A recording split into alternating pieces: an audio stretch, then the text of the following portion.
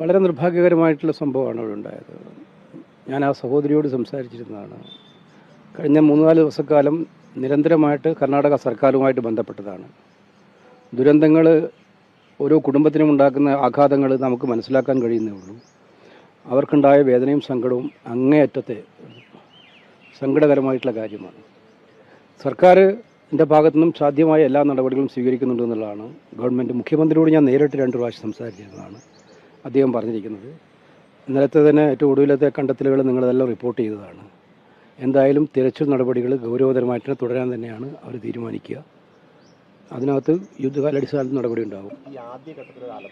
അത് ഇന്നലെ മുഖ്യമന്ത്രി തന്നെ പറഞ്ഞല്ലോ, എവിടെയെങ്കിലും അലംഭാവം ഉണ്ടായിട്ടുണ്ടെങ്കിൽ അത് ചർച്ച ചെയ്യേണ്ടത് ഈ സമയത്തല്ല, ഇത് കഴിഞ്ഞാൽ ഉടനെ ഫിക്സ് ചെയ്യും, ഉറപ്പാണ്.